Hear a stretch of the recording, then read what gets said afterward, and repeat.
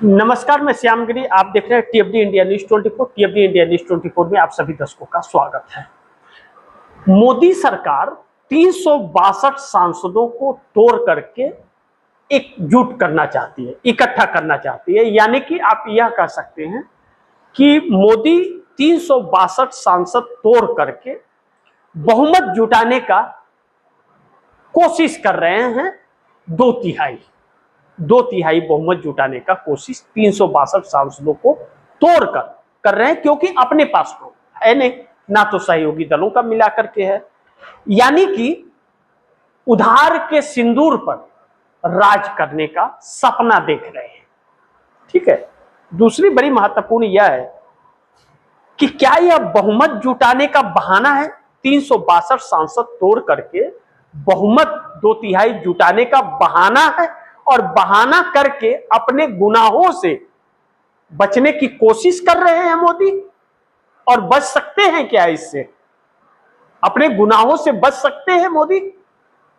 362 सांसदों को तोड़ करके बहुमत जुटाने की एक नायाब कोशिश करके उलझा के लोगों को इसमें क्या बच सकते हैं? और ऐसी क्या आफत आन पड़ी है कि 362 सांसद एकजुट करके, तोड़ के, इकट्ठा करके और उसके बाद संविधान में संशोधन करके, बिल पास करके और डिलिमिटेशन करके ही चुनाव कराना है? ऐसी कौन से इसमें बहुत बड़ी बात है कि नहीं हुआ तो देश प्रलय आ जाएगा देश के अंदर? ऐसी क्या बात है? जब आपके पास बहुमत होगा तो आप अपनी इच्छा पूरा कर लेना। तो आप संविधान को तार तार करके, विपक्ष को तोड़ के, लोकतंत्र का गला घोट करके क्यों कर रहे हो? अपनी नाकामियों को छिपाने के लिए, अपनी तानाशाही बरकरार रखने के लिए, देश पर कब्जा करने के लिए?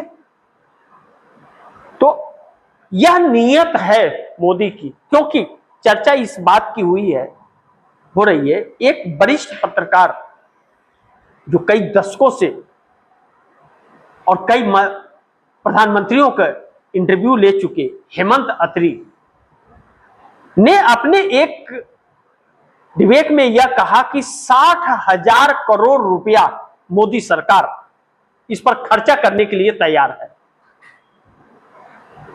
सांसदों को तोड़ने के लिए, यह बिल पास कराने के लिए 60,000 करोड़ खर्च करके सांसदों को खरीद करके भी बिल को पास कराना है। यानी कि पैसे के दम पर, ब्यूरोक्रेसी के दम पर तो अब नहीं होगा। अब ब्यूरोक्रेसी इनकी नहीं सुन रही है, तो पैसे के दम पर एक अपना जोर आजमाइश मोदी और शाह कर रहे हैं। लेकिन सारे सपने इनके टूट करके कैसे चूर चूर हो गए कि छात्रों के ऊपर जो 20 जुलाई को जिंजी आंदोलन जो हुआ था और छात्र संसद के गेट तक पहुंचे थे और शिक्षा मंत्री धर्मेंद्र प्रधान का इस्तीफा हो गया, तो छात्रों ने तो अपनी व्यथा और अपने भविष्य, उनका जो खत्म हो रहा था, सरकार उनके भविष्य के साथ खिलवाड़ कर रही थी, तो एक शांतिपूर्ण आंदोलन किया था उन्होंने। उनका तो डिमांड था सरकार से कि सरकार शिक्षा मंत्री धर्मेंद्र प्रधान का इस्तीफा ले ले और किसी और को शिक्षा मंत्री बनाए। बात यहीं पे खत्म हो जाती थी, बात यहीं पे खत्म थी। शिक्षा मंत्री का इस्तीफा होता, बात करती और सरकार को छात्रों से बातचीत करनी चाहिए थी। लेकिन सरकार ने बातचीत तो नहीं किया, सरकार ने छात्रों की बात भी नहीं सुनी और छात्र संसद घेराव के लिए निकले। तो संसद घेराव के लिए निकले तो शांतिपूर्ण मार्च को आपने हिंसा में तब्दील कर दिया और करने की कोशिश की, लेकिन बच्चों ने उसे हिंसा नहीं होने दिया। हिंसा जो भी हुई वह प्रशासन की तरफ से और सरकार की तरफ से हुई, बच्चों की तरफ से कुछ नहीं हुआ, जिसके वजह से बच्चे घायल हुए, आंखें चली गई, पैलेट गन चलाया गया, लाठी चार्ज हुआ, इलेक्ट्रिक शॉर्ट वाला लाठियां चली, कपड़े फाड़े गए बच्चियों के कपड़े फाड़े गए, एफआईआर किए गए, सब कुछ किया गया। क्यों? निहत्थे पर वार क्यों? क्या वह आतंकवादी थे? उसके बाद जो भद पीटी मोदी की वह पीटी ही। लेकिन अब मोदी चक्कर में फंस गए हैं। चक्कर में फंस गए हैं क्योंकि आरएसएस के मोहन भागवत जो चीफ है और भारतीय जनता पार्टी का माई बाप और नरेंद्र मोदी को प्रधानमंत्री बनाने वाले और हिंदू राष्ट्र की कल्पना करने वाले आरएसएस के मोहन भागवत अब मोदी शाह के इस्तीफे के पीछे पड़ गए हैं। अब कमान अपने हाथ में भागवत ने ले लिया। अब भागवत ने कमान लिया है, इसके पीछे दो राज हैं। पहला कि अमेरिका अब बहुत नाराज हो गया है मोदी से और 100% का टैरिफ भी लगा रहा है और आरएसएस का फंड बहुत आता है, उस पर ब्रेक लग रहा है। तो आरएसएस ट्रंप से समझौता करने के लिए मोहन भागवत अमेरिका जाने वाले हैं, यह कहने के लिए कि आप नाराज मत होइए, खुश रहिए, हम एक्टिंग कर रहे हैं और मोदी को हटा करके आपके मुताबिक हम पीएम बनाते हैं। इसके लिए मोहन भागवत एनडीए गठबंधन के घटक दलों से बातचीत चर्चा भी कर रहे हैं। कहा जा रहा है कि एनडीए के सभी दलों से बातचीत हो रहा है कि अमित शाह को और मोदी को हटा देंगे, योगी को भी उत्तर प्रदेश से हटा देंगे और किसी और को पीएम बनाएंगे। आप लोग साथ रहिए, सरकार रहनी चाहिए। लेकिन मोहन भागवत मोदी का अमित शाह का इस्तीफा ले लेंगे या कहने से अमित शाह भाग नहीं सकते अपनी जिम्मेदारी से।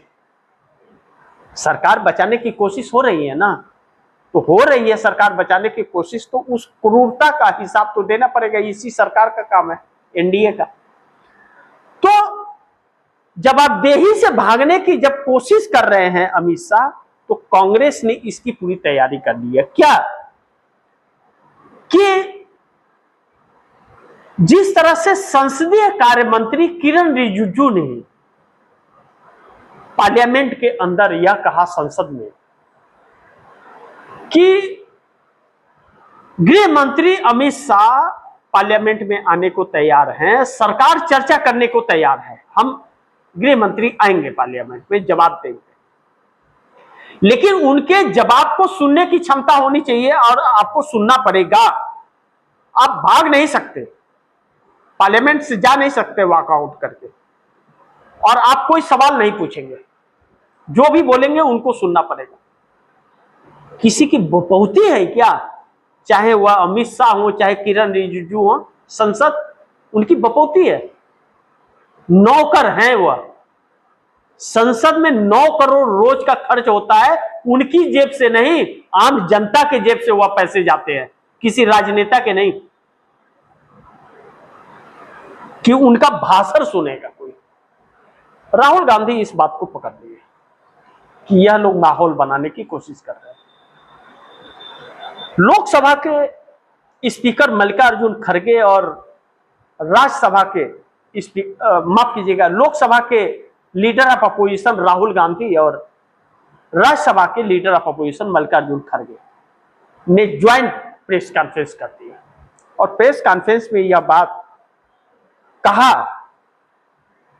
राहुल गांधी ने और मल्लिकार्जुन खड़गे ने कि हमारी मांगे बहुत स्पष्ट हैं, हम चर्चा की बात नहीं कर रहे हैं, चर्चा कर लेंगे, हम चर्चा कर लेंगे, अमित शाह आ जाए हम उस पर भी चर्चा कर लेंगे, लेकिन 2 मुद्दे और 2 ही सवाल और 2 ही जवाब चाहिए।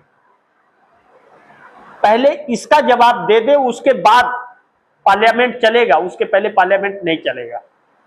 पहला कि छात्रों के ऊपर क्रूरता, पैलेट गन चलाना, AK-47 चलाना, इलेक्ट्रिक शॉर्ट वाली लाठियां भाजना, बिना वर्दी वाले लोग कौन थे नक्श चलाने वाले, और बिना नेम प्लेट वाले लोग कौन थे, और महिलाओं के साथ अभद्रता करने वाला वह अधिकारी कौन था, यह आदेश देने वाला।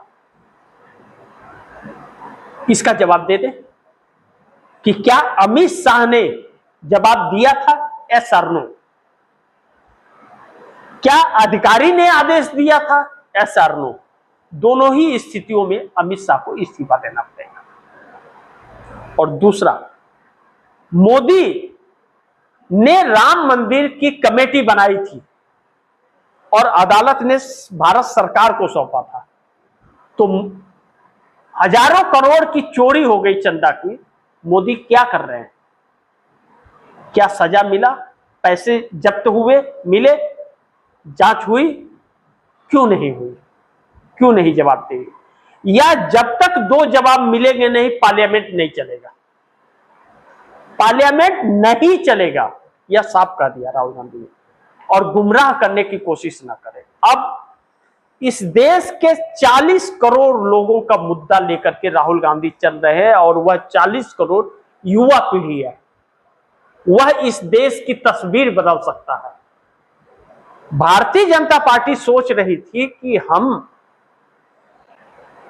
सरकार बोल के निकल जाएगी, भाषणबाजी दे देंगे, आएंगे, गरजेंगे, इधर उधर की बात, नेहरू की, गांधी की बात करेंगे, झारखंड की बात करेंगे, चल देंगे। राहुल गांधी का ना ना ना, मुद्दे से मत भटकिए। पहले जवाब दीजिए कि इजाजत किसने दी थी, उसके बाद पार्लियामेंट में आइए, चर्चा करेंगे। अब ऐसे में बना बनाया काम खराब हो गया। दूसरा बड़ी महत्वपूर्ण है कि कांग्रेस की तैयारी है, कितना भागेंगे वो, चहेट रहे हैं राहुल गांधी। अब ने दुखती नस उनकी दबा दी है। लेकिन जिस 362 सांसदों को तोड़कर और बहुमत इकट्ठा करने की बात, जो बहाना बनाया जा रहा है, हालांकि इशारे कहीं और, निशाना कहीं और, अजब ही खेल चल रहा है। लेकिन इस बीच जो एनसीपी, शरद पवार जो इंडिया गठबंधन के हिस्सा थे, जो भारतीय जनता पार्टी के खिलाफ इंडिया गठबंधन के साथ चुनाव लड़ गए, 8 सांसद उनके आए थे। तो 8 सांसद जब आए तो वह मोदी से मिलने के लिए गए। उनकी बेटी गई 8 सांसदों के साथ, प्रधानमंत्री मोदी से वक्त मांगा था। प्रेस कॉन्फ्रेंस करके कहा कि प्रधानमंत्री ने बड़ा दिल दिखाते हुए 8 सांसदों के साथ हमें मिलने का वक्त दिया है। कोई यह न सोचे कि दिन के उजाले में हम जा रहे हैं, अंधेरे में नहीं जा रहे हैं। गद्दार भी इस देश में, और जनता से गद्दारी करने वाले नेता भी दिन के उजाले की बात करते हैं।